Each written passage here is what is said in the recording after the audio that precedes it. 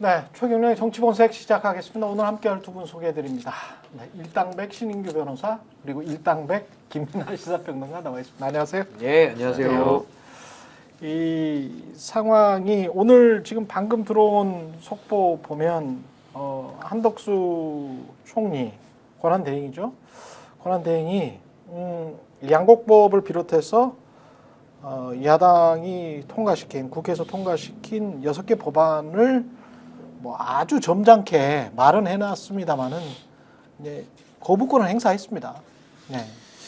근데 이게 저는 거부권이라는 게 참 윤석열이 너무나도 잘못했다라고 보는 게 이 대통령의 권한인 건 맞는데요. 일상적으로 쓸 수 있는 권한이 아닙니다. 그렇지. 그러니까 매우 예외적이고 뭐 예를 들어 계엄이 대통령의 권한이지만 매일 발동하면 됩니까? 네. 그 요건에 맞을 때 아주 제한적으로 해야 되는 건데 저는 그래서 거부권을 윤석열이 원칙과 예외를 바꿔서 쓰다 보니까 지금 한덕수 총리도 아마 지금 굉장한 착각 속에 좀 빠져 있는 거 아닌가라는 생각이 들었고요. 또 더군다나 즉 권한 대행 아닙니까? 그렇죠. 권한 대행이라는 자는 현상의 유지 관리만 하는 겁니다. 그러니까 예를 들어 우리가 뭐 어떤 뭐 자금을 관리한다고 할 때도 뭐 이자 소득이 나온다거나 그 상황을 유지하면서 필요한 법률적 행위만 하는 게 유지관리 행위라고 보는 건데 그렇죠. 어디다가 내가 투자하겠다, 어디다가 투자한 걸 처리하겠다 이거 처분행위거든요. 그렇죠. 근데 저는 거부권 행사라는 것이 삼권분립 체계 하에서 행정부에서 거부권을 쓰면요 국회로 가가지고 의결정족수가 가중이 됩니다. 그럼 대국회 관계를 틀어버리지 않습니까? 그렇죠. 그 정치적인 논란도 있고요. 그렇죠. 그래서 저는 이거는 대통령 권한대행의 범위 안에 들어오기가 매우 어려운 전 권한 행사라고 보기 때문에 전 한덕수 총리가 이번에 거부권 행사하는 것은 매우 잘못된 일이고 전 민주당이 그렇다면 이제 한덕수에 대해서도 아주 부득이하게 전 탄핵을 한번 좀 검토를 해야 될 때가 되지 않았나라는 생각이 듭니다. 한인섭 교수가 46분 전에 서울대학교 교수죠. 법학전문대학원 교수인데 한인섭 교수가 똑같은 말을 했네요. 한덕수는 대통령이 아니고 국무총리다.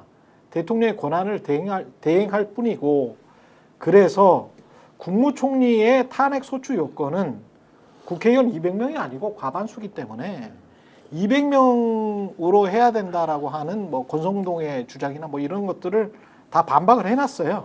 헌법학자들이 좀 나서야 될 것 같고요. 예. 그리고 이제 정치적으로는 사실은 가장 큰 거는 지금 양곡법 등 6개 법안이 아니고 내란 특검하고 헌법재판관 3명 임명하는 거지 않습니까? 예. 요게 이제 청문회 끝나면 바로 임명을 해야 될 텐데 내란 특검과 헌법 또 내란 특검은 본인도 당사자가 될 수 있거든요. 당연하죠. 예. 한덕수 본인도 피의자죠. 예. 피의자이기 때문에 똑같은 상황이에요. 사실은 윤석열과 윤석열이 김건희 특검이랄지 이런 것들 거부했었을 때 본인도 사실은 피의자가 될 수가 있었던 상황이었거든요. 특히 최상병 특검도 마찬가지고 그런 것들을 생각해 보면 한덕수가 지금 내란 특검이랄지 헌법재판관 3명 임명하는 거 더 임명하는 거에 관해서 이것도 거부권을 행사할 수 있을까? 이게 이제 관심인데 이거는 어떻게 보시는지 정치적으로도 그렇고 만약에 이 거부권을 행사할까 말까 하면서 계속 간보다가 뭐 12월 말까지 끌다가 그러면서 본인은 탄핵 안 당하고 계속 이렇게 주고받게 하는 듯한 그런 모습을 정치적으로 보인다면 어떻게 해야 될 건지 법적인 문제, 정치적인 문제 이런 것들이 이제 고민이 되네요. 저는 이번에 지금 내란을 동조하는 걸 넘어서서 지금 국민의힘을 중심으로 내란 선동까지 지금 나아가고 있는 상황 아니겠습니까?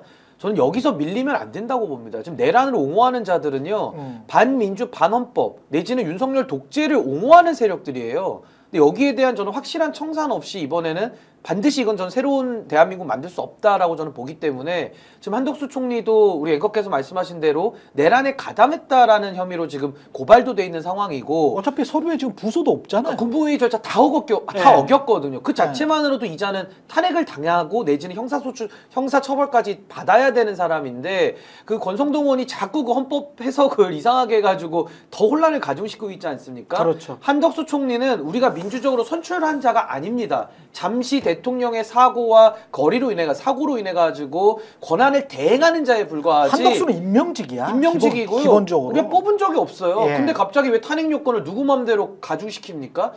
민주당 단독으로도 탄핵시킬 수 있어요. 그럼 헌법재판소 가서 따지십시오. 업무를 정지시키는 게 저는 그렇지. 맞다고 봅니다. 예. 탄핵 요건은 그 대통령 권한대행이 되면 뭐 3분의 1가 되고 그런 주장을 보수 언론 일부도 뭐 이렇게 군불대고 하는데 그거는 말도 안 되는 거고요. 그거는 특정한 이 직을 갖고 있는 사람이 특정한 권한을 대행하는 개념이지, 말씀하신 대로. 그 직을 가진 사람을 탄핵은 그 직을 가진 사람의 직을 대상으로 하는 것이지 더 대행하고 있는 권한을 대상으로 하는 게 아니지 않습니까? 대통령의 권한을 대상으로 탄핵을 하는 게 아니잖아요. 총리직을 갖고 하는 거예요. 그렇죠. 직에 대해서 탄핵을 하는 거지. 이게 간단한 거 아닙니까? 근데 이 간단한 원리를 법을 전공도 안 한 저 같은 사람이 그냥 생각해도 간단한 거를 그렇죠. 왜 대통령 권한 대행을 하면 이 사람을 탄핵하는 데 있어서 갑자기 그 정족수가 3분의 2가 되고 권한 대행을 안 하면은 이 사람이 직을 탄핵하기 위한 정족수가 갑자기 2분의 1이 되고 그런 게 어디 있습니까? 그러니까 그런 조항이 있는지를 먼저 권성동 원내대표 얘기 좀 하세요. 조항이 없어. 없는데 없어. 왜 자기가 법을 네. 해석을 그따위로 합니까? 그러니까 그런 이제 말도 안 되는 주장은 이제 제가 볼 때는 이제 이상한 얘기고 다만 이제 권한 대행이 거부권을 행사할 수 있느냐, 요거는 이제 요것도 마찬가지로 명시적인 뭐 규정 등은 없는 것이기 때문에 요거는 정치적인 어떤 판단을 해야 되는데, 이것도 말씀하신 대로 신인기 변호사님 말씀하신 대로 이게 명시적인 조항은 없지만 이것도 헌법학자 등은 현상 유지에 해당하는 그러한 권한을 행사하는 게 바람직하다라고 보는 거 아닙니까? 그렇죠. 그러한 취지로 봐야 된다라고 해석을 하는 거잖아요. 소극적인 권한만 행사할 수 있다. 그렇죠. 그래서 그러한 취지에 맞는다고 하면은 그러면 거부권 행사도 자제하는 게 좋은데, 다만 여기서 이제 상대편에서 이제 제기하는 논리 중에 약간 이제 방어하기가 좀 껄끄러운 부분이 과거 사례가 있다. 이거는 좀 껄끄러운 부분이 있는 것 같아요. 분명히 과거 사례라고 하는 거는 참여정부 때 고건 총리가 거부권을 두 개 법안에 대해서 행사한 건이 있기 때문에 그게 전례가 있기 때문에 요걸 행사할 수 있다. 이렇게 나올 가능성이 큰 것 같아요. 지금 상황은. 예. 더군다나 그때 이제 또 한덕수 씨가 또 국무조정실장을 또 해가지고 내가 잘한다 이럴 가능성도 있는 것 같고. 근데 저는 그러면 요거를 뭐 규정과 전례로 풀기 어려운 문제라고 하면은 적어도 정치적으로 그러면 얘기를 할 수 있어야 된다고 보는 게, 이 성의가 있으려면은 저는 최소한 이거 성의가 있으려면은 한덕수 총리가 최소한 여야정 협의체 민주당이 이제 제안한 거 있잖아요. 그거에 대해서 굉장히 적극적으로 이 문제를 가지고 여당을 설득할 수 있었어야 된다고 봅니다. 왜냐하면 그냥 내가 이 법안을 독자적으로 권한대행으로서 판단했을 때 이거는 아닌 것 같습니다. 이래서 거부권을 행사하는 건 제가 볼 때 바람직하지 않고, 정치적으로 여야정 협의체라는 어떤 단위에서 이 대체 입법을 한번 논의해 봅시다라는 취지로 국회가 이 그림을 만들어 보자라는 취지면은 100보, 200보, 300보 양보해서 그런 취지로 합의를 해보자라는 게 국회에서 동의가 되면 제2요구를 할 수도 있는 거 아니냐라는 생각은 들거든요. 그렇죠. 그러면 지금 여야정 협의체를 만들자라고 민주당은 주장을 한 거잖아요. 그리고 사실은 한덕수 총리도 그러면 좋겠다라고 얘기를 하면서 사실은 이 거부권 전국에서 자기 살 길을 찾으려고 하는 움직임이 있었어요. 그렇죠. 누가 제동을 걸었냐면 국민의힘의 권성동 원내대표가 제동을 걸은 겁니다. 이거는 자기가 안 한다고 그래서 국민의힘이 안 끼면서 제동을 걸은 겁니다. 예. 근데 이게 이해가 안 되는 행태인 게, 대통령이 직무정지가 됐지 않습니까? 탄핵을 당해가지고 직무정지가 됐으면 자기들이 국정을 책임지고 있는 여당이면 대통령이 직무정지가 된 상황에서 국정을 책임있게 가져가기 위해서는 최대한 이거를 어떻게든 좀 이 여야가 이제는 좀 정쟁이나 이런 것들을 줄이고 머리를 맞대고 한번 국정을 잘 운영해 볼 수 있도록 지혜를 모아봅시다라고 여당이 제안해야 되는 거잖아요. 사실 그렇죠. 이런 거를. 그렇죠. 근데 야당이, 우리가 국회 제1당이니까는 여야정 협의체 같은 걸 통해 가지고 한번 머리를 맞대봅시다 이 제안을 하고 여당은 이재명 대통령 놀이하지 마세요 이러면서 그걸 거부하고, 이런 건 제가 처음 봤거든요. 그래서 이런 무책임한 행태에 대해서 국무총리로서 적극적으로 여당에 얘기했어야 되는데 그것도 아니면서 거부권 이렇게 일방적으로 행사하는 것은, 이거는 결국 이 대통령 권한을 대행하고 있는 한덕수라는 사람은 결국 이 윤석열 정권의 기조를 벗어나지 않는 거구나, 이러한 인상을 줄 가능성이 크기 때문에 결국 이거는 어느 한쪽으로 편향적인 어떤 거부권 행사이다, 이런 평가를 벗어나기 어려울 걸로 보이고, 아까 특검 얘기하셨는데 예. 내란 특검은 저는 그래서 그런 맹점이 있기 때문에 본인이 연관돼 있는 것이기 때문에 그렇죠. 본인이 연관돼 있어요. 이거는 거부권 행사하기가 매우 어려울 것이라고 봅니다. 근데 지금 문제는 헌법재판관.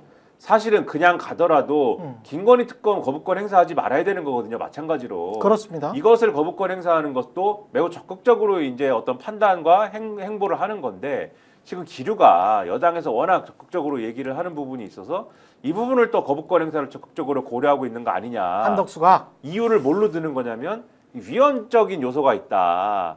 오늘 한 얘기도 사실은 오늘 거부권 행사의 주요 이유로 든 것도 위헌적인 부분과 뭐 경제에 뭐 가중되는 어떤 뭐 이런 것들이지 않습니까? 개인의 자유, 그 경제의 부담과 그 위헌적인 뭐 이 얘기거든요. 근데 김건희 특검의 위헌적 대목이라는 것은 결론적으로는 추천권 문제 아닙니까? 근데 예. 그 특검 추천권에 있어서는 전례가 있고 그 위헌 요소가 아니다라고 하는 건 수차례 뭐 수백 차례 얘기한 것 같습니다. 또 다시 그런 이유를 들어서 만약에 거부권 행사한다라고 하면은 그거는 더 이상의 무슨 얘기도 그 이유도 없는 것이다 이 말씀을 드리고 헌법재판관 추천과 관련돼서는 이미 헌법학자들이 얘기를 하고 있어요. 이거는 국회가 추천권을 가지고 있는 헌법재판관을 임명을 안 하는 게 위헌적인 것이다. 임명을 안 하는 것이 이 오히려 적극적인 어떤 권한 행사이다. 그렇지. 그렇게 보고 있기 때문에 이것도 임명을 안 하면 오히려 문제가 되는 것이다. 근데 이게 우리가 순서를 봐야 되는 게 김건희 특검이랄지 내란 특검이랄지 이런 것들은 이미 짜여져 있고 제출이 돼 있고 그냥 통과가 된 거란 말이지. 근데 헌법재판관 같은 경우는 이제야 이제 청문회를 하는 것이기 때문에 민주당 일정으로도 지금 보니까 12월 27일에 다 끝나는 걸로 지금 돼 있더라고요. 얼마나 당길 수 있을지는 모르겠습니다만은 민주당의 일정으로도 그렇게 돼 있어요. 그러면은 지금 보세요. 한덕수 입장에서 봤을 때는 내란 특검을 어쩔 수 없이 받을 것 같아요. 근데 내란 특검을 받으면 그거는 형사법적인 내용이기 때문에 한덕수의 지위에 바로 영향은 못 미치겠죠. 좀 갈 거란 말이지. 김건희 특검은 여론의 눈치를 볼 거야. 왔다 갔다 하겠지. 근데 김건희 특검을 안 받는다면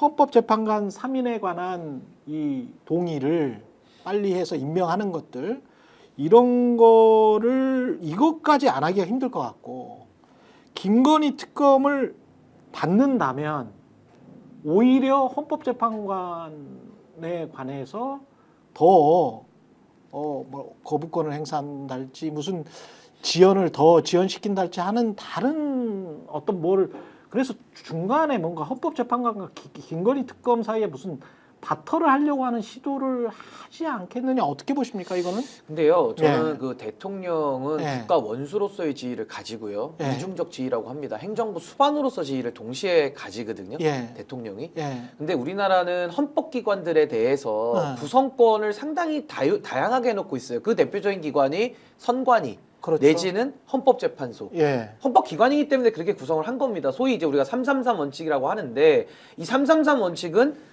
대법원장이 지명하는 3인, 행정부 수반인 대통령이 지명하는 3인, 국회가 추천해서 선출하는 3인을 대통령으로서 그냥 형식적 임명만 하는 거예요. 지명권이 국회에 있는 거란 말입니다. 예를 들면 야당 추천 특검을 하도록 법에 정해놔도 임명은 대통령이 다 하게 돼 있어요. 대통령제 국가라서 그런 겁니다. 뭐 방통위원도 최민희 의원 사건도 있습니다만은 야당 몫이 있는 거예요. 근데 그걸 대통령이 임명을 하라고 형식적으로 놔뒀는데 이걸 가지고 지금 다 거부해버린다? 이건 사실은 헌법에 부여된 대통령의 직무에 권한 행사를 포기하는 거거든요. 그 자체도 탄핵 사유가 되는 겁니다. 이거를 헌법상의 국가기관 구성 권한이라고 하는데 책임과 동시에 권한을 가지는 거거든요. 그래서 이건 의무로서 해야 되는 겁니다. 그래서 한덕수 총리가 그 헌법재판관 임명 여부는 자기 권한 행사하는 게 아니에요. 오히려 임명권 행사를 안 하면 그게 탄핵 사유가 된다라는 걸 제가 다시 한번 강조를 드리고요.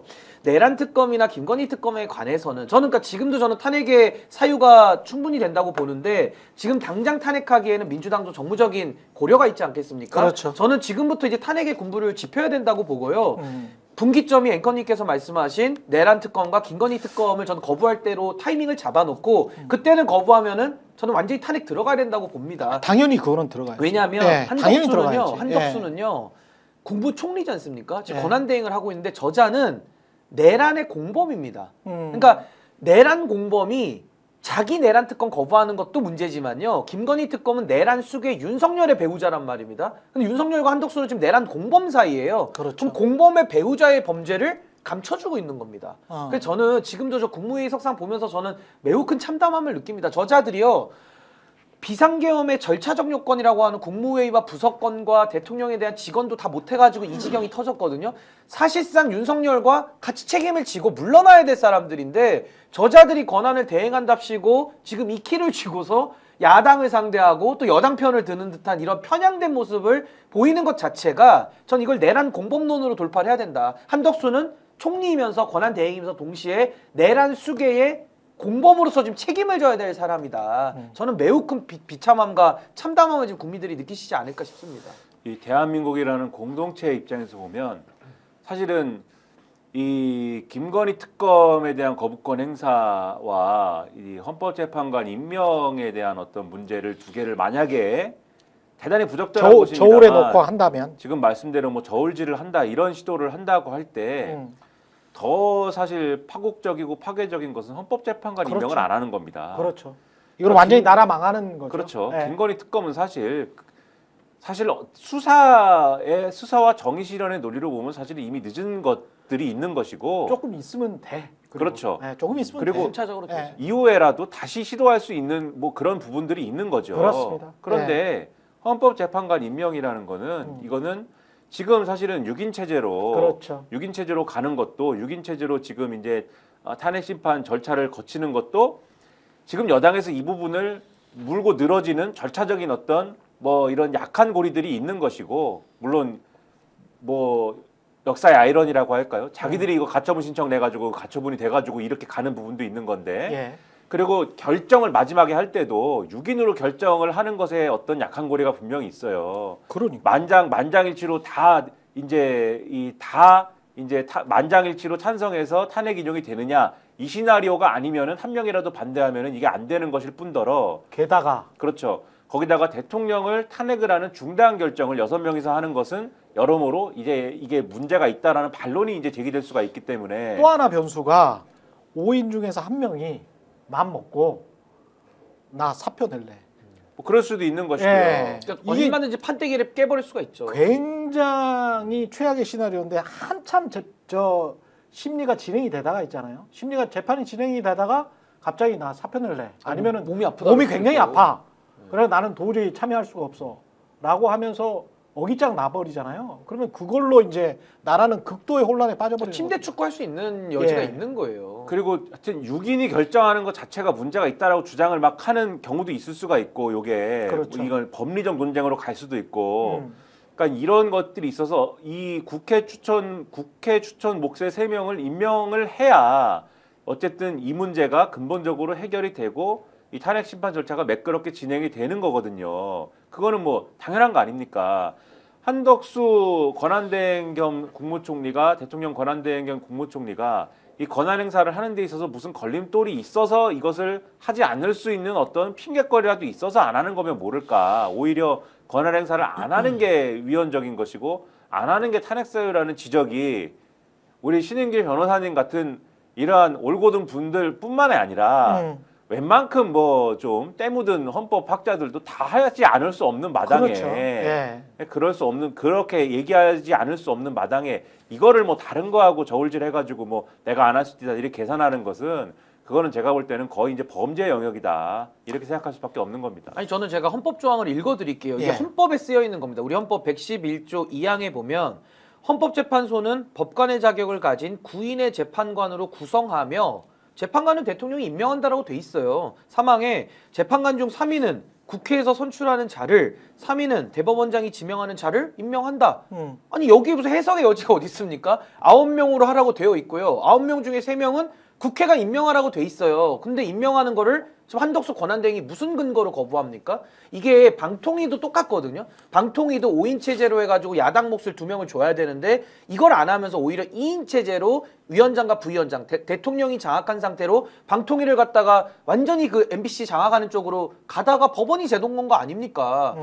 지금 헌법재판소도 마찬가지입니다. 이게 333 원칙을 우리가 헌법에서 정했고 국회 몫으로 3명을 넣으라고 했어요. 근데 이거를 배제하고 그냥 헌법재판을 진행해버리겠다? 저는 그 자체가 위헌성 시비에 말릴 수 있기 때문에 전 한덕수 총리가 권한대행이 임명을 국회 몫을 임명 거부하는 그 행위 자체가 전 탄핵 사유가 또 하나 쌓는 것이다. 매우 중요한 문제입니다. 안 하면 안 되는 겁니다. 곰곰이 생각을 해보면 한덕수 입장에서는 지금 한덕수는 시간을 끌어서 뭐 권성동이나 국민의힘은 시간을 끌면 혹시 대선에서 물론 탄핵은 무조건 되리라고 보는데 그리고 재판관들을 임명할 수밖에 없으리라고 보지만 그럼에도 불구하고 시간을 끌 만한 정치적인 이유는 있는 것 같아요. 근데 한덕수는 시간을 끄는 특히 이제 헌법재판관 임명에 있어서 시간을 끌 만한 이유가 뭐가 있을까요? 이 사람은 시간을 끌 이유가 있나? 아니 내란의 공범이니까요. 내란의 사태의 공범이니까. 정리가 최대한 늦어지는 게 본인에게도 유리하고요. 아. 시간을 끌어서 국민의힘이 정치적으로 이걸 완전히 분탕질을 해서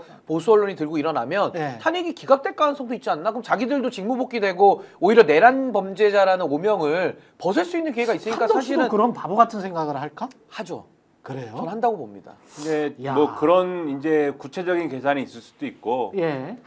이 사람은 뭐 처음부터 뭐 그렇게 말씀을 많이 뭐 많은 분들이 드렸습니다만은 전형적인 기회주의자이지 않습니까? 기회주의자로 보입니다. 예. 전형적인 기회주의자적 처신을 하는 인물이고 예. 그러니까 지금 뭐 총리를 이쪽에서도 한 번 하고 저쪽에서도 한 번 하고 이렇게 뭐 이 그쵸. 시대를 초월하여 예. 이렇게 하고 있는 것이죠. 장관과 총리를 이렇게 하고 있는 것인데 잘못하면 근데 감옥 가는데 이번에.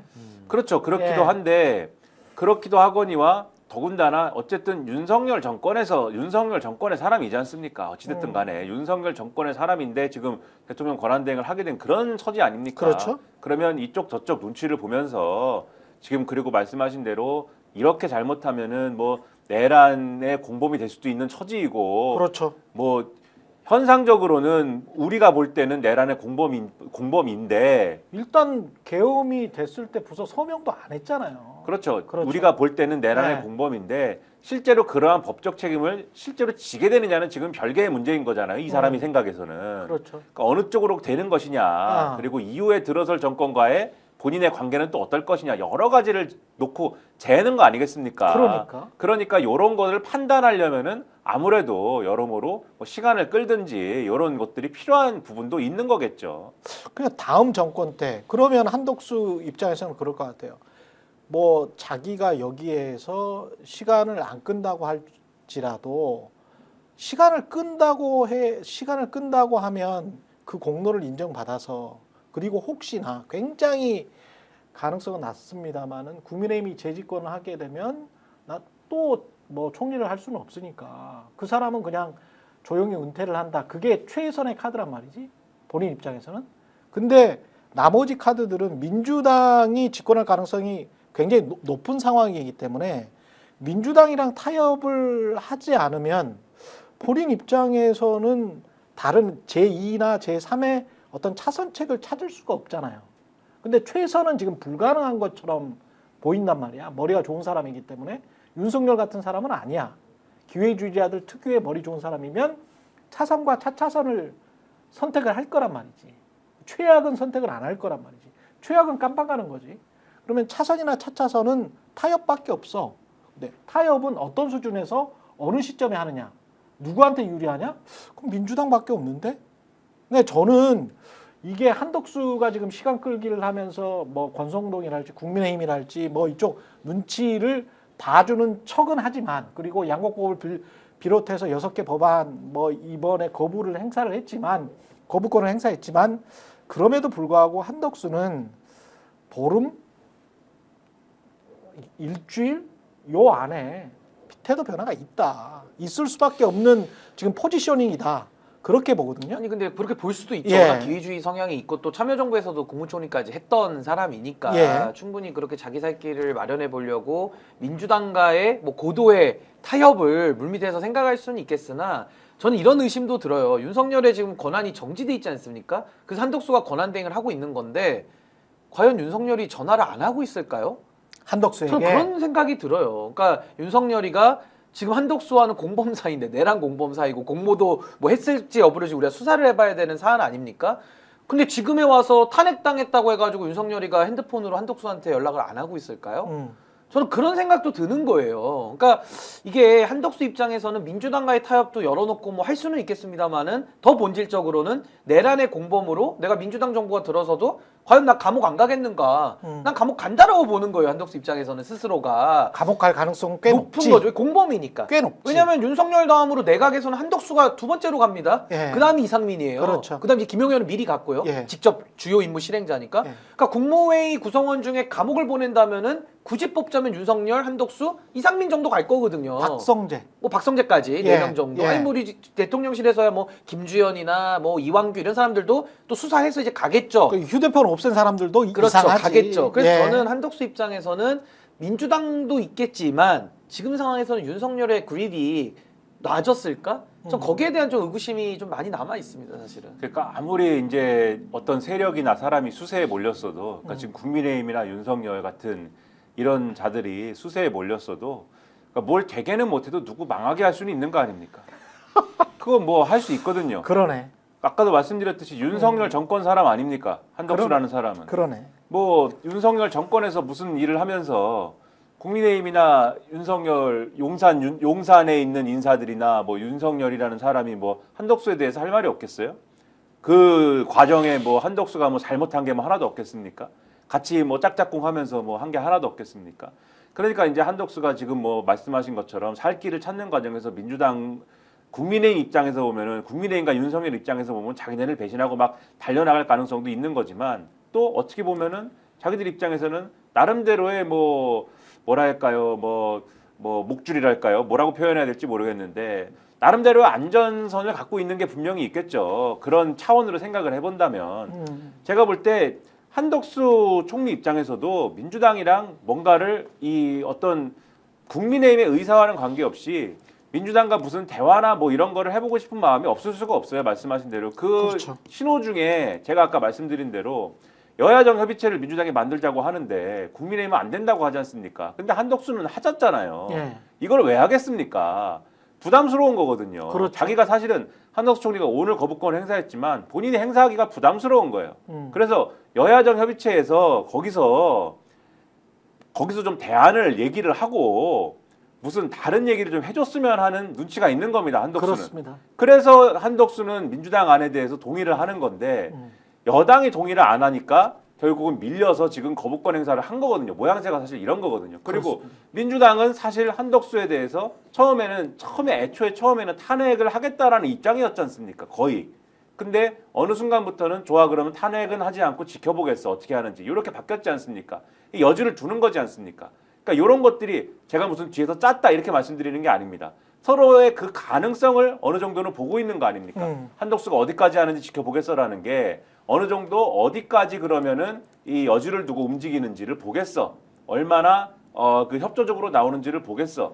얼마나 윤석열이나 국민의힘에 끌려가지 않고 어느 정도로 협조하는지 보겠어. 이거 아닙니까 지금? 그렇죠. 그러니까 이런 가능성을 보고 있는 거지만 그렇다고 해서 앞서 말씀드린 것처럼 완전히 국민의힘과 윤석열로부터 뭐 자유롭게 할 수 있겠느냐? 그렇지는 않다는 거죠. 내란 특검이 어떻게 세부적으로 진행이 되고 그 이후에 사실은 사법부랑 바터를 할 수는 없기 때문에 그렇죠. 지금 현직 총리가 사법부랑 바터를 하고 민주당도 뭐 사법부랑 바터를 해서 야 한덕수는 봐줘 이렇게 할 수는 없잖아요. 그리고 지금 그쵸? 이미 그 네. 내란을 도모할 때 음. 결국 핵심은 비상계엄 아닙니까? 그렇죠. 헌법이 정한 절차를 다 어겼어요. 그렇습니다. 그러니까 그 자체는 탄핵 사유이면서 동시에 별개의 절차인 형사소추에서도 윤석열과 만약에 미리 사전에 알았더라면 예를 들면 조지호 경찰청장이 그런 얘거든요. 미리 사전에 안가로 불려가가지고 지시를 따로 받아가지고 그게 공모관계가 인정되는 거거든요. 그럼 한덕수는 미리 그 전에 몰랐을까요? 전 알았을 것 같은데요. 그렇죠. 그러니까 그 부분에 대한 수사가 반드시 필요한 거고 그런 차원에서 전 한덕수는 내란 공범이다. 전 그렇게 규정을 하고 내란 공범이 지금 이 권한대행을 하는 것도 상당히 비정상 상황이고 제2, 제3의 내란을 우리가 상정하지 않을 수 없는 거예요. 지금도 뭐 당장 군을 동원하지 않더라도 이 행정 권력을 가지고 자꾸 정치적 중립을 위반하면서 내란의 진상 규명을 방해하고 있지 않습니까? 그러니까 전 이런 부분까지도 이 내란 공범에 대해서 우리가 어떻게 처리하는 것이 맞을지를 전 민주당이 좀 공론화를 좀 해야 된다고 봅니다. 한덕수에 대해서는. 고민스럽네. 이 한덕수라는 사람이 얼마나 이제 그 처신에 신경을 쓰는 사람이냐. 시작하자마자 그거부터 지시했다는 거 아닙니까? 명패를 만들지 마라. 시계를 만들지 마라. 예, 누구처럼 되지 말자. 황교안처럼 안 되려 안 되려 황교안의 전례를 만들지 마라. 예. 욕을 먹기 싫다. 예, 그리고 바로 이게 이 권한대행이 시작되기 전에 이게 내 마지막 공직이다. 이렇게 워딩을 이렇게 만들어 버린 거 아닙니까? 내가 혹시라도 권한대행 거치고 이 나이에 대권 간다라는 식의 어떤 그런 얘기 안 나오게 하겠다. 이렇게 얘기를 벌써 딱 풀어버리는 거잖아요. 아니 국민들 아무도 그렇게 생각은 안 그렇죠. 해요. 예. 그런데 꼭 권한대행을 하면 옛날에 예. 황교안도 그렇고 예. 물론 황교안은 그 전부터 이제 대권주자 얘기가 있어서 그런 거지만 권한대행을 하면 그 얘기가 나오면서 얘기가 이상해지는 게 분명히 또 있긴 하거든요. 자기들끼리는. 그러니까 이렇게 움직이는 거는 어쨌든 이 사람이 제가 뭘 얘기하고 싶은 거냐면은 뭐 권한대행이어서 대통령이 된다 이게 아니고 전혀 그런 얘기가 아니고 처신을 이런 식으로 하는 게 뭘 의미하는지를 우리가 봐야 된다. 기회주의자라는 거를 보여주는 것이다. 그리고 그 기회주의자라는 속성이 분명히 여러 가지의 나쁜 점들을 만들지만 또 어떤 경우에는 이 기회주의자이기 때문에 이게 어떤 종류의 좋은 효과를 낳을 수도 있는 것이다. 네, 그 말씀 드리는 거죠. 야, 근데 야권이 할 수 있는 그러니까 이게 집권 여당이 아니면 할 수 있는 레버리지가 많지가 않네요. 그러니까 다그쳐서 너 잘못하면 공동 정범이야라고 말을 한다고 하더라도 그러면서 계속 다그친다고 하더라도 어차피 특검과 사법부가 결정할 건데 니들이 뭐 권한도 없잖아. 한덕수는 속으로 그렇게 생각할 거고 나를 뭐 봐줄 수가 있어? 봐줄 수 있는 방법이 뭐가 있어? 아니면 나를 더 공격할 수 있는 방법이 뭐가 있어? 다 사법부가 알아서 할 건데 이렇게 생각할 수가 있고 타협적으로 유화적으로 야 이거 해주면 우리가 뭘 줄게 라고 할 수 있는 눈에 드러나게 뭔가를 해줄 수 있는 게 있나 민주당이? 근데 본인이 지금 예. 말씀드렸지 않습니까? 명패 만들지 마라 그러고 시계 만들지 마라 그러고 나는 이게 마지막 공직이라고 하고 뭘 원하는 겁니까 그러면? 권한대행을 하고 싶은 거예요 이 사람은. 그 자리에 있고 싶은 겁니다. 권한대행을 하고 싶고 이 노인들의 또 특징이 뭐냐면요. 권한대행 끝난 다음에 이 사람들은 뭐 명예든 뭐 재산이든 뭐든 간에 감옥 안 가고 슬그머니 잘 은퇴해서 이제 조용히 잊혀져서 사는 거를 원할 거 아니에요.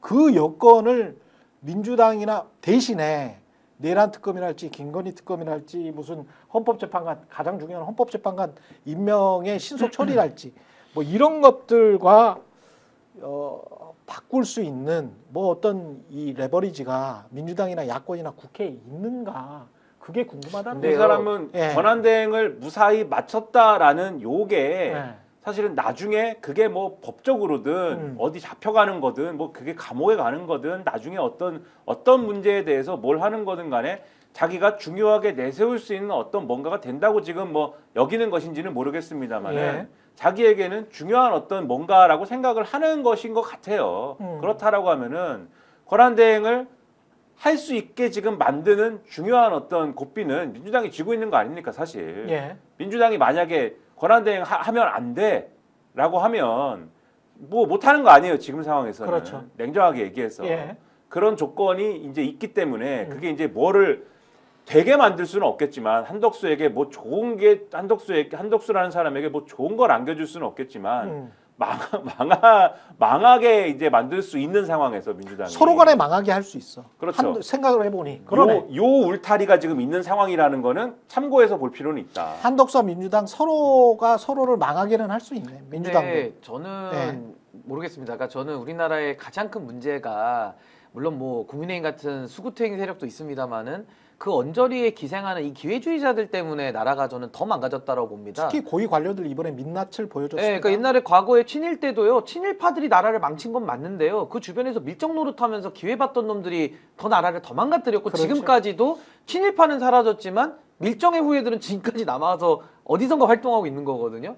저는 이번 탄핵도 우리가 곰곰이 생각해 보시면 그 국민의힘 12명 뭐 협상해가지고 끌어냈습니까? 그게 아니라 국민들이 그냥 여론으로 밀고 가는 거거든요. 네. 저는요 민주당이 전략 전술은 필요하다고 봅니다. 전략을 세우는 것과 기회주의자들과 타협과 협상하는 걸 전 헷갈리면 안 된다고 보는 게 기회주의자와는 타협과 협상하면요 기회주의자가 이겨요. 왜 기회를 보는 사람이고 그렇지. 원칙을 가지고 협상하는 사람이 어떻게 이깁니까? 끌려가다가 또 망하는 거거든요. 저는 전략적으로 민주당이 행동해야 되는 건 맞다. 근데 그 전략이라는 것이 한덕수 같은 기회주의자들과 협상을 해서 뭘 하려고 하면 전 한덕수가 이긴다고 봅니다. 패를 다 한덕수가 쥐고 있어요. 그래서 저는 지금 민주당이 해야 될 건 뭐냐. 주유소 습격 작전, 주유소 습격 사건. 습격 사건. 거기서 네. 나온 작전 한 하나 놈만 있죠. 팬다. 네. 한 놈만 패야 돼요. 한 놈만. 한 놈이 뭐냐면은요. 지금 왜 이 문제가 지금 안 풀리는지 한번 생각해 보십시오. 많은 헌법 논란, 많은 헛소리, 뭐 개소리 네. 이게 왜 안 풀립니까? 딱 하나가 내란 수계를 지금까지 체포를 못해서 이 사태가 온 거예요. 모든 사태의 원인은 거기에 있습니다. 근데 그거를 얘기는 하는데 집중해서 하질 않아요. 저는요. 그러네. 제발 오늘 이 시간부터라도요. 윤석열 체포하고 얘기를 하자는 거예요. 아니 그러네. 왜 안 합니까? 예. 왜 안 하냐고요? 아니 검찰이 손도 이제 뗐다면서요. 그럼 공수처랑 경찰이 하면 되잖아요. 근데 왜 안 합니까? 저는 민주당이 아까 할 역할이 많이 없다 이러셨는데 저는 할 역할 많다고 봅니다. 음. 매일 법사위 열고요. 매일 여론전 해가지고 경찰청 다 간부들 다 불러 세워가지고 왜 안 하냐고 혼내야죠. 공수처 간부들 다 불러내서 혼내야죠. 이게 좋은 전략이네. 그렇게 해서 예. 저는요 사법부까지 우리 압박할 수는 없지만요 영장만 넣으면 100% 발부됩니다. 제가 그건 예언합니다. 이미 내란 수계 빼고 나머지 다 별들 똥별들 다 지금 구속됐어요. 계엄사령관 포스타, 특전사령관, 수보방위사령관, 뭐 정보사령관, 전직 현직 다 구속됐거든요. 경찰청장, 뭐 서울지방청장. 아니 내란 수계 빼고만 다 구속하는 수사가 어디 있습니까? 세상 천지에 내란 수계부터 넣어야죠. 그러니까 한덕수를 겁먹게 하려면 윤석열을 체포해야 당연하. 저는요 이거 많이 늦었고요. 예. 이번 주 안에 이거 체포 전 못하면요. 저 이 사태가 다 무너진다고 봅니다. 탄핵 다 물거품 되는 겁니다. 그러네. 저는요 민주당이 요 한 3, 4일이라도 빨리 영장 쳐서 체포영장 가지고요 뭐 경호처 반발 이따위 소리 하지 말고 그 경찰 특공대가 왜 만들었습니까? 그렇지. 대테러 진압부대 왜 만들었습니까? 그렇지. 이럴 때 쓰라고 만든 거예요. 아니 총 들고 가야 되는 거 아니야? 더 센 총 들고 가야죠. 네. 저쪽에서 권총 들고 나면 여기 기관총 들고 나가야죠. 그러니까 저는 저자들 경호처 사람들도 그 법원의 체포영장까지 나와가지고 국민 여론이 윤석열 체포로 우글우글한데 누가 그걸 저항합니까? 그거 사법방해 업무방해잖아. 그래서 저는 한덕수랑 싸우지 그거를- 말고 경호처랑 싸워야 되고요. 좋은 아이디어다. 한덕수에 대해서는 예. 권한 대행으로서 음. 윤석열 내란 수계에 대한 경호를 풀어라라는 지시를 하라고 지금 민주당이 압박을 해야 됩니다. 맞네. 이 두 가지를 해야 예. 됩니다. 변호사님이니까 예. 그걸 한번 얘기해 주세요. 만약에 체포영장을 공수처가 받았어요. 그래가지고 체포영장을 집행하러 갔습니다. 경호처가 막는다. 이 경호처, 그러니까 영장 집행을 막는 거잖아요. 공무집행 방해죠. 그렇죠. 이거는 죄가 있는 거죠. 그러면 그 죄가 있으면 이게 현행범 아닙니까? 체포 가능하죠. 바로 그 자리에서 다 체포 가능한 그러니까 총 거 아니에요? 든다 그러면 더 센 총을 갖고 가면 됩니다. 아니면 목숨 걸고 어떻게 저항할 건데요? 막는 경호처 사람들도 다 체포할 수 있다는 그렇죠. 거잖아. 당연하죠. 네, 그 현행범으로 그 자리에서 체포하면 되는 거 아닙니까? 당연하죠. 그리고 공무집행 방해로 볼 게 아니라 그건 내란의 공범으로 봐야 돼요. 그렇지. 전 내란으로 이제 처리하지. 이게요. 저는 지금 우리가 좀 착각하고 있는 게 법률이 많잖아요. 김건희 뇌물 받았을 때도 무슨 청탁금지법 같은 뻘소리들을 많이 했는데 그 뇌물이란 말이에요. 그리고 특가법에 알선수재가 있습니다. 일로 가야 되는데 그걸 다 닫아놓고 오로지 청탁금지법, 처벌조항 없다. 그러면서 여기까지 온 거예요. 아주 무익한 권성동이 좋아하는 프레임으로 여기까지 온 거예요. 왜 그렇게 하냐 이거예요. 그러네. 저는요. 지금도 윤석열에게 부안해동하는 자들 뭐로 처리해야 됩니까? 그게 공무집행 방해입니까? 직권남용입니까? 물론 그런 것들도 검토는 하겠지만 내란의 공범이에요. 그 사후적으로 저 정당하는 놈들이 뭡니까? 내란 선동죄가 있습니다. 우리 법에. 내란 선동죄로 체포하면 되는 있어, 거예요. 있어. 예. 아니 그 조항을 그럴 때 쓰라고 만들어놨는데 왜 안 쓰고 체포영장은 언제 씁니까? 뭐 다음 생에 쓸 거예요? 뭐 다음 내란 때 쓸 겁니까? 아니 저는 너무 답답해요 이게. 그래서 저는 뭐 양곡관리법 뭐 다 좋은데 헌법재판관 임명 다 좋은데 우선순위는 전략으로 제가 아까 해야 된다 그랬잖아요. 예. 기회주의자와 타협과 협상은 안 되지만 전략은 갖고 해야죠. 근데 전략은 뭐냐?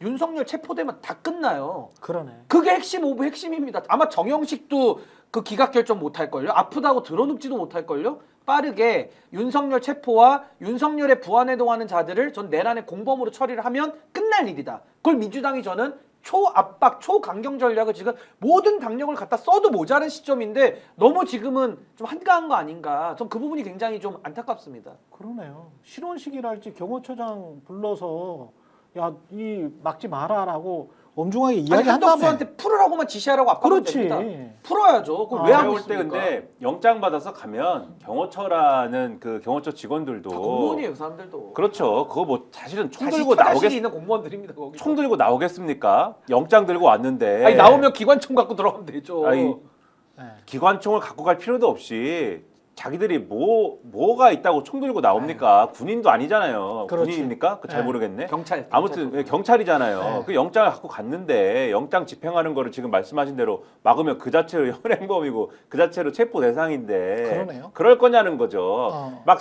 제가 볼 때는 산산이 흩어질 거예요. 어서 들어오십시오 할 거예요. 들어가는 겁니다. 그러면 들어가면은 거기 있는 이제 취하신 분을 이제 들고 나오면 되는 거죠. 한 4명만 들어가도 팔다리 들면 다 들고 옮길 수 있을 지금 것 같아요. 아무리 무게가 많이 나가도. 대통령실도 아니고 아무리 무게가 무게가 많이 나가도 그렇지, 경찰 그렇지. 특공대 특공대원 예. 4명만 들어가도 팔다리 들고 끌고 나오면 된다니까요. 예. 왜 그걸 못 합니까? 100% 이제 취해 있겠죠. 때문에 예. 4명으로는 부족할 수도 있어요. 5명은 돼야 되는 8명. 사람이 좀 이제 늘어지면 좀 무겁기 때문에 5명이 필요할 수는 있습니다. 만일의 상황에 대비해서 총이랄지 이런 것도 다 가지고 가고. 근데 대비는 해야 돼. 전 경찰 특공대를 풀어야 된다고 봅니다. 그러- 왜냐하면 그래야 만일의 되네. 사태를 대비해야 되니까 저는 예. 권총 들고 나오면 기관총과 장갑차와 헬기 다 띄워야 된다고 보는 입장인데 그렇지. 김이나 평론가님 말씀대로 법원의 영장까지 저는 경호처가 그렇게 물리력을 쓰면서 저항할 이유가 없어요. 동기가 없어요. 아까 한덕수는 저항할 동기가 있죠. 예. 내란 공범이고 자기가 감옥 가니까 저항의 동기가 많은 거예요. 근데 경호처 직원들은 그냥 다음 대통령 경호하면 되는 공무원들이에요. 그 사람들은. 근데 지금 왜 이게 정리가 안 되냐? 법원의 영장도 없죠. 한덕수 권한대행이 경호 풀으란 지시도 안 했죠. 공수처나 경찰이 영장도 안 치고 있죠. 그러니까 경호처 입장에서는 지금 현직 대통령 술 먹고 취해 있지만 지킬 수밖에 없는 거예요, 그 사람들은. 그럼 거기에 명분을 줘야죠. 왜 그걸 안 하냐? 윤석열만 체포되면요, 우리가 여기서 평론하는 많은 골치 아픈 문제들 있잖아요. 한 90% 해결될걸요? 여론 더 뒤집어질걸요? 우리가 가서 하면 안 됩니까? 아니, 지금 국민들도 가죠, 가야죠. 저는요, 국민들이 가야지. 특공대도 띄우고요. 그 뒤에는 카메라도 굉장히 많이 카메라와 가고. 국민들이요, 그거를 100만 명이 포위해야 된다고 봐요, 관절을. 스픽스와 우리 둘이 딱 가면 제가 볼 때 아니 정리될 것 그러면은 같아요. 이번 주 안에 끝낼 수 있지 않습니까? 왜 충분히 이걸 힘들게 가능하겠다. 합니까? 왜 이걸 힘들게 해요? 충분히 탄핵 때 가능하겠어. 우리 그 응원봉 들고 나오신 국민들의 염원을 이렇게 물거품 만들면 됩니까? 오늘 내일이라도 오늘 목요일이니까 금요일 내일이라도. 아니, 너무 그리고 늦었어요, 어차피 진짜. 지금 사저에 있죠. 근데 아니 이제 관저에 있죠. 관저에 있죠. 한남동 근데 관저에 이제 있죠. 검찰이 술 먹고 있죠. 공수처로 사건을 이 대통령과 관련해서는 이제 던지지 않았습니까?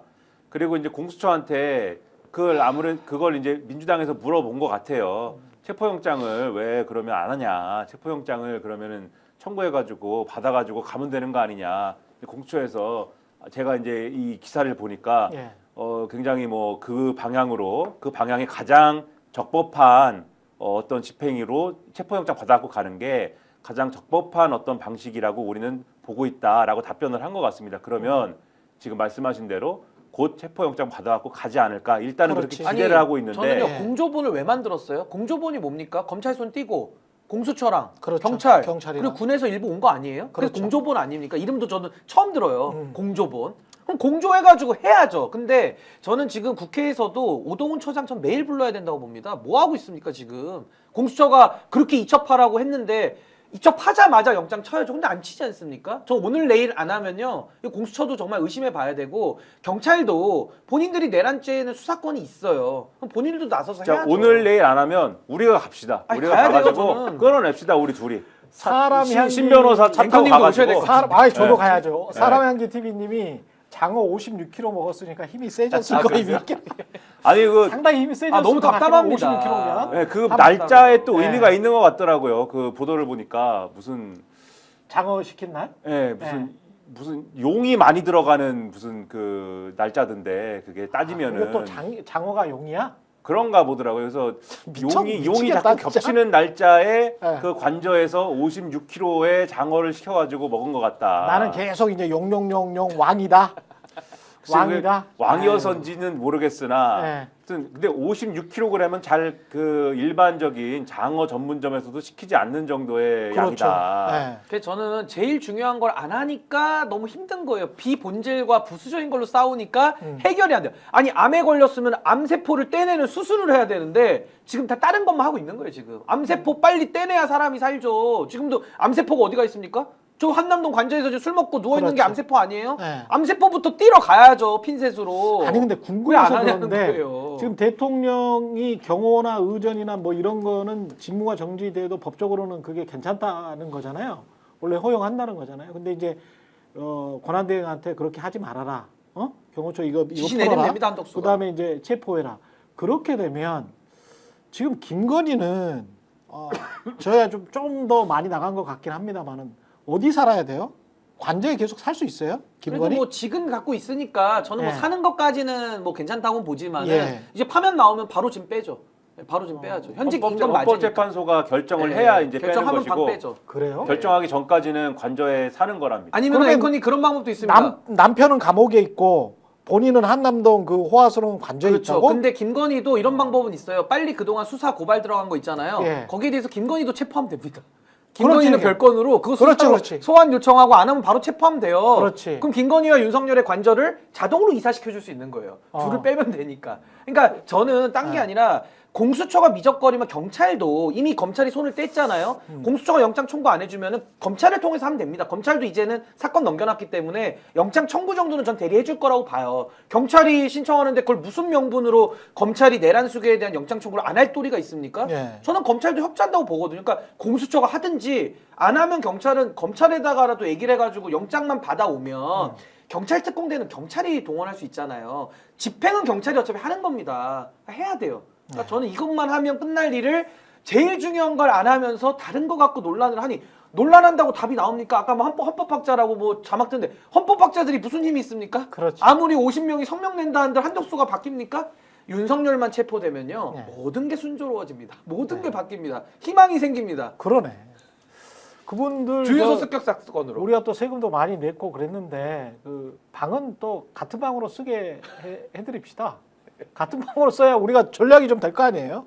네. 반값도 좀 같은 저래. 방이라는 것은 각각 독방을 쓰는 것보다는 같은 방으로 좀 배려를 남녀는 이제 구별해서 수용하기 때문에. 배려 그게 네, 있군요. 남녀는 또. 또. 아이고. 예. 잠시 광고 보고 뒷이야기 이어가겠습니다. 30초 후에 다시 돌아오겠습니다. 당연하죠. 비교와 속도는 빠르게, 혜택은 빵빵하게. 비교와 인터넷 비교 원할 땐 인터넷 가입. 석영석도 인터넷 가입을 원할 땐 비교원. 네, 무조건 써야 하는 인터넷 휴대폰 정수기 렌탈 매월 나가는 요금 부담되시죠? 여러분의 부담을 줄이기 위해서 인터넷 비교원에서 준비했습니다.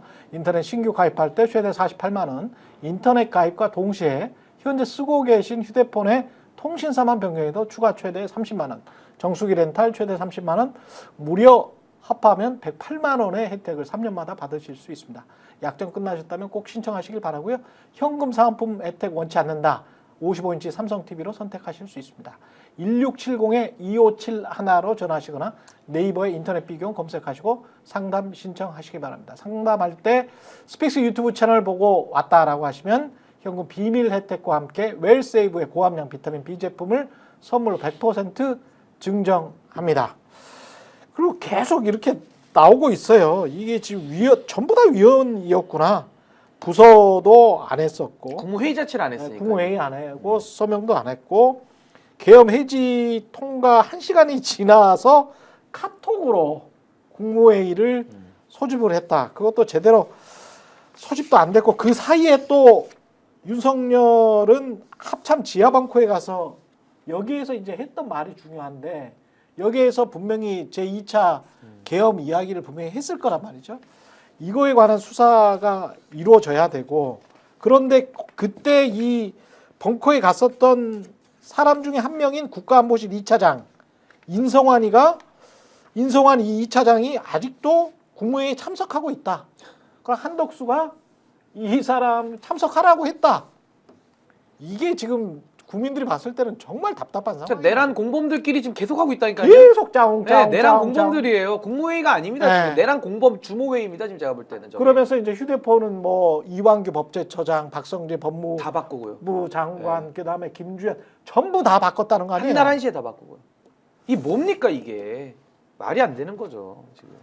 근데 추경호도 그렇고 이게 일치가 안 나오는 게 저는 지금 기자들이 지금 JTBC 기사는 상당히 좋은 기사인 것 같습니다. 왜냐면은 그나마 그날의 윤석열의 12월 3일 그 밤부터 해서 새벽까지 윤석열의 동선을 그나마 조금 좀 예측할 수 있는 그런 상황인 것 같은데 지금 그때 그 사람이 우리가 최상병 사건 때만 해도 800에 7070이었나요? 누구한테 전화를 하고 그 전화가 어떻게 왔다 갔다 하고 이런 것들이 명확히 통화 기록이라도 드러났기 때문에 혐의가 굉장히 뚜렷해졌잖아요. 근데 지금 계엄 상황에 내란 사태 상황인데 군도 그렇고 국무회의도 그렇고 일치가 지금 안 나오고 있는 게 이거는 상당히 좀 불안정해요. 이 빨리 언론에서는 일지를 좀 만들어야 될 것 같아요. 12월 3일 날 그 24시간의 일지는 4일 날까지 4일 그 새벽 한 6시까지는 일지를 만들어 놔야 그래야 아, 이자들이 어떻게 행동을 했구나. 특히 추경호와 연계해서 국민의힘과 연계해서 이거를 맞춰봐야 될 필요가 있습니다. 일지도 일지이고 그러니까 그날의 전말이 계속해서 추가로 파악이 좀 돼야 됩니다. 제가 볼 때는. 예. 그리고 이 전말을 다 파악하는 가장 좋은 방법은 이게 아무리 이제 자기들끼리 비밀리에 움직이고 자기들끼리 무슨 점조직으로 움직이고 뭐 했어도 이 전체를 포괄하는 무슨 문서가 있을 거란 말이죠. 실행문건. 예, 뭔가를 계획한 그 지금 말씀하신 대로 이름이 실행 문건이든 뭐든지 간에 뭔가 있을 거 아닙니까? 그렇죠. 계획한 이 문서가 그게 있어야 사실은 전체적인 그림을 파악할 텐데 그게 없는 상황에서 개별적인 어떤 진술과 어떤 뭐 양심 고백과 이런 것에 의존하다 보니까 전체 그림을 파악하는데 사실은 좀 한계가 있는 것 같습니다. 그러니까 오늘 MBC 라디오에 이제 김병주 의원 나와가지고 예. 지금 이제 제보를 받은 걸 또 말씀을 하는데 그러니까 그날 이제 판교에 대기하고 있던 이제 HID 요원들에 대해서 내부에 이제 양심 고백이나 이런 게 나왔다는 거지 않습니까? 그렇죠. 그게 이제 예를 들면은 선관위 직원들을 포박해가지고 이 과천에 있는 비원 벙커에다가 집어넣는 게 이제 1차적인 임무였다. 그리고 그걸로 임무가 끝나는 게 아니고 2차, 3차 임무가 또 있었던 것 같다. 요런 이제 얘기가 있는 거고 그다음에 그다음에 그 판교에 이제 기갑사단을 지휘해야 되는 사람이 같이 정보사에서 이제 회의할 때 그 같이 껴 있었다. 이 얘기도 지금 있는 것이고 그럼 요 얘기가 있었다라는 거를 이제 종합을 해보면은 윤석열이 아까 말씀하신 대로 1시에 계엄 해제를 이 국회에서 의결을 했을 때 왜 그거를 해제를 안 하고 거기서 민기적대고 있었는지가 대충 그림이 그려지는 거거든요. 끝날 마음이 있었으면은 거기서 판교에서 대기하고 있던 HID 요원이나 이런 사람들이 1시에 다 해산을 해버렸어야 되는데 이 사람들이 그 시각에 해산을 하지 않고 2차 어떤 작전 지시가 있을 수도 있으니까 대기하고 있었다는 거 아닙니까? 그리고 수방사의 이 군 병력도 마찬가지로 별도의 대기가 있었다라는 거잖아요. 이런 사실들을 종합을 해보면은 이런 사실들을 연결해 보면은 요 사이사이를 연결하는 게 뭐 노상원일 수도 있고 뭐 아니면 누구일 수도 있고 각각의 연결고리들이 있겠지만 결국은 합참 지하 벙커에 왜 갔는지가 여기서 드러나는 거거든요. 그렇죠. 그리고 합참 지하 벙커에 가서 이런 것들을 다시 그림을 그리고 점검하는 과정이 있었다라고 하면은 아 이게 안 되겠구나라고 판단한 어떤 근거와 그 과정도 있을 거 아닙니까? 그렇죠. 그 사이에 일어난 일들이 그렇죠. 이런 게 사실은 종합적으로 판단이 돼야 되고 이걸 판단하려면 원래 계획이 뭐였는지를 사실은 봐야 되는데 그 원래 계획을 이왕규나 박성재가 그 다음 날에 12월 4일에 분명히 들었을 것 같다. 안가에 모였을 때. 안가에 모였을 때 분명히 들었을 것 같아요. 그러니까 이게 전체적으로 실패를 했기 때문에 이 실패한 거에 대한 법적 검토가 있었겠죠. 그렇죠. 실패를 했으니까 누구까지 책임을 져야 되는지 이게 그리고 어디까지 책임을 이제 지게 되는 것인지 그러니까 윤석열이 과연 사형 선고가 되는 것인지 그리고 요걸 피하려면 어떻게 그러면 논리를 만들어야 되는지 등등에 대한 법적 검토가 있지 않았을까 의심이 되는 거거든요. 그런 모임이지 않았을까. 근데 거기서 만나고 오랜만에 뭐 술 먹었다 이렇게 얘기를 하는데 어쨌든 그런 얘기를 했으니까 핸드폰을 거기 모인 사람들이 일시에 다 바꾸는 것이지. 그러지 않고서야 이게 이해가 되겠습니까? 예. 그래서 저는 하여튼 하루빨리 이 전체적인 계획을 볼 수 있는 그런 것들이 지금 나와야 되지 않겠는가 그렇게 생각이 근데 듭니다. 모든 범죄는요 고의로 구성되는데 사실 범행의 동기가 다 있는 겁니다. 그리고 이제 내란죄 같은 경우는 목적범이라고 해서 목적까지 다 입증이 돼야 처벌되는 범죄이긴 한데요. 어떤 범죄도 그러니까 예를 들어 살인이라고 해도 선한 살인은 없는 거예요. 그 형용 모순입니다. 정당한 내란, 선한 내란 이런 건 없어요. 근데 윤석열이가 지금 주장하는 거는 할 만한 내란이었다라는 거거든요. 그 착한 자체가 그러니까 본인이 절박하고 뭐 절실하고 야당에게 경고를 주고 부정선거를 바로잡아서 이 나라를 뭐 한번 좀 바꿔보겠다라는 의도로 한 내란이다. 그러니까 내란이 아니라는 거고 내란을 주장하는 자들이 내란이다라면서 지금 헛소리를 하고 있는 건데 착한 계엄. 그게 이제 과거에 박정희가 독재할 때 구국의 결단 썼던 거랑 똑같은 논리거든요. 근데 저렇게 윤석열이가 바보 같아 보여도 내란이라는 거를 실행했을 때 만약에 실패하면 본인이 어떤 처벌 받는지를 모르진 않을 거란 말입니다. 그렇지. 그러면 윤석열이 바보가 아닌데 플랜 B와 C를 준비 안 했을 리는 없지 않겠습니까? 그러니까. 그러니까 실패도 당연히 저는 대비하고 있었다라고 보는 게 합리적일 거고 아무리 바보라도 그러니까 윤석열이가 그날 이제 국회에서 계엄이 해제되고 나니까 그 이후에 뭐 김용현은 머리를 막 쥐어뜯고 있었고 이제 뭐 윤석열이는 그 이후에도 계엄을 해제하는 데까지 3-4시간이 더 걸린 이유가 그 다음에 이제 플랜 B를 세워놓고 그 자체를 실행하기 위한 어떤 추가적인 실행행위가 그 3시간 안에 있었다라고 보는 게 합리적인 거고요. 그렇죠. 그러고 나서 결과적으로 플랜 B와 C도 다 실패가 된 거죠. 왜냐하면 2차 계엄 시도가 분명히 있었었던 것 예, 같아요. 왜냐하면 과거와 다른 것은 과거에 전두환 박정희가 군에 쿠데타를 했을 때는 1차에 성공했지만 그때는 아마 플랜 B, C 했어도 전 군이 움직였을 거라고 봐요. 그렇죠. 근데 윤석열이는 자기 일부 김용현 중심으로 몇 명 충암파와 용현파 중심으로 한 거기 때문에 나머지 군인들 이미 그 국회 진압작전에 들어갔던 곽종근 특정사령관조차도 자기가 현장에서 지시를 다 이행 안 해버리잖아요. 막 군인들한테 싫다는 갖고 하지 말라 그러고 뭐 빼내는 건 하지 말라 그러고 이런 식의 그렇죠. 지시 이행을 안 해버리거든요. 그래서 1차도 실패한 거라 2차, 3차까지 더 갈 동력이 없었던 거죠. 만약에 동력만 있었더라면은 윤석열이가 플랜 B, C를 또 해서 어떻게든 성공을 했을 가능성이 매우 높은 거기 때문에 저는 내란의 성공 여부, 내란의 뭐 실패 여부 이게 구성 요건은 아니기 때문에 저는 추가적으로 B, C를 준비한 것도 있을 걸로 보이니 여기에 대한 수사도 반드시 이루어져야 된다. 저는 그렇게 봅니다.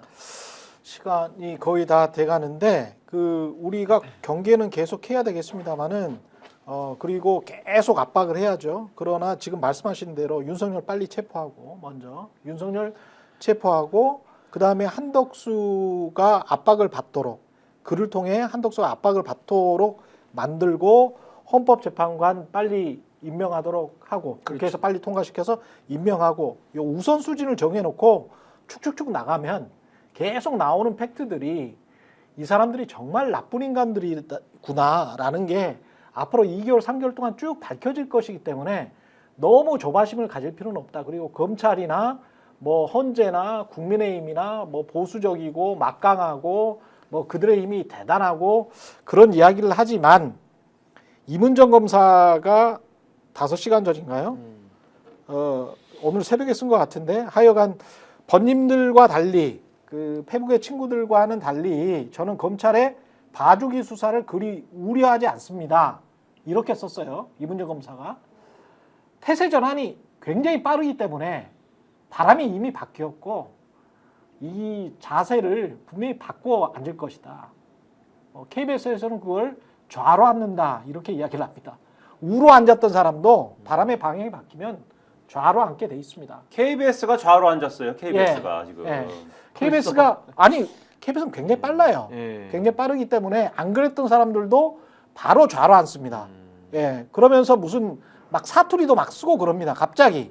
예, 그게 이제 KBS의 역사예요. 그래서 이 기회주의자들의 역사이기 때문에 기회주의자들은 대세에 따라간다. 그 대세는 국민이 정한다.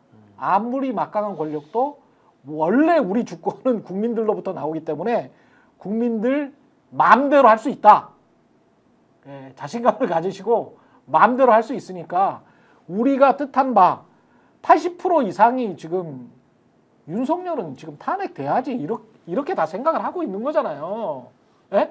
그리고 경제활동 인구에 제가 이렇게 말씀드릴게요. 15세부터 65세까지 경제활동 인구의 90% 이상이 윤석열이 다시 대통령이 되면 안 돼.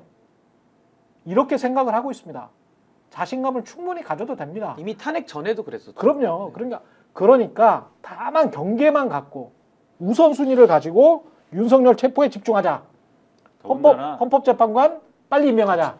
예. 두 가지만. 보수라고 하는 사람들도 지금 뭐 무슨 얘기까지 나옵니까? 한동훈이 주변에다가 얘기하고 다닌다잖아요. 내가 그날 이건 뭐 우리가 추정하고 있던 반대.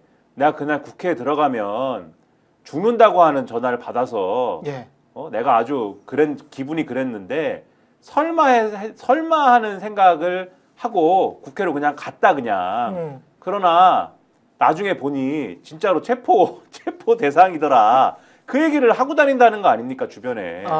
그래 이런 얘기를 들은 그 소위 말하는 보수 언론 이런 데서는 칼럼을 다 그렇게 써요 지금.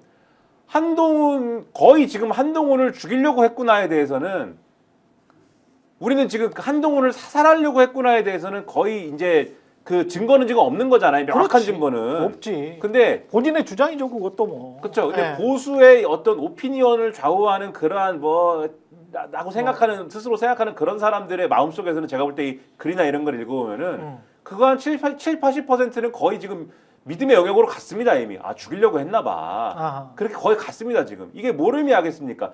이런 얘기까지 이런 정도까지 계획을 세웠다면 윤석열이라는 자가 무슨 탄핵이 기각되고 그렇게 되겠습니까? 그렇게까지 계획을 세웠다라고 하면은 그게 어떤 그런 공감대가 어디서든지 형성이 되겠습니까? 윤석열은 탄핵이 기각될 수가 있어라는 게 저는 말씀하신 대로 이거는 빠져나갈 구멍이 없다고 빠져나갈 구멍 없어요. 예. 생각이 되고 저희가 네. 무슨 뉴스를 설명하느라 이런저런 시끄러운 말씀을 많이 드렸습니다만은 제가 말씀하신 대로 순리대로 되는 거 외에는 방법이 없다고 봅니다. 예, 분명히 그렇게 될 겁니다. 그리고 저도 하나만 더 말씀드리면 예. 윤석열 탄핵을요 국회는 대의한 거고요 헌법재판소는 본인들의 권한을 쓸 뿐입니다. 그렇지. 결국 주권자인 국민들이 나왔기 때문에 여기까지 온 거거든요. 그러니까 저는 지금도 수사기관들이 더 이상 좌고우면하지 말고 법과 원칙대로 처리하면 됩니다. 뭐 그렇습니다. 보태지도 말고 빼지도 말고 원칙대로 좀 신속하게 해주기를 바랍니다. 예, 체포하는 장면을 생중계해야 NO11킴님이 그렇게 말씀하셨는데 저도 그 장면 꼭 좀 보고 싶네요. 저도 한남동 필요하면 나가겠습니다. 저도 예. 필요하면 가겠습니다.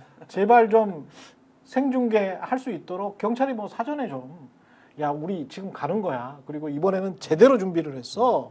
특공대까지 다 뭐 이렇게 위압적으로 많은 사람들이 가야 그리고 그렇죠. 법적으로도 그 사람들이 이미 불법을 저지르고 있는 건데 그걸 막는다면 아 무슨 수로 많은 영장을 사람들이 이렇게 막습니까? 가면 국민들이 네. 가면 그 쫄아서 못해. 아니 그 자체가 또 내란이에요. 영장을 그렇지. 무슨 수로 막습니까 자기가. 네, 쫄아서 못해. 그러니까 경찰도 자신감을 갖고 가시면 미리 공지만 해주시면 국민들은 시민들은 따라갑니다. 시간만 예. 맞춰주세요. 셀카봉 하나 갖고 갑니다. 예, 한남동 또 가까워요 여기 여기서. 스픽스도 갖고. 예, 예. 예, 최근의 정치본색 신인규 변호사 김연아 시사평론가와 함께했습니다. 고맙습니다. 감사합니다. 스픽스는 말하는 언론입니다. 대세는 유튜브, 그중에서 스픽스. 좋아요, 댓글, 구독, 알림 설정. 여러분이 저희를 사랑해 주시고 우리가 여러분을 사랑하는 4가지 방법입니다.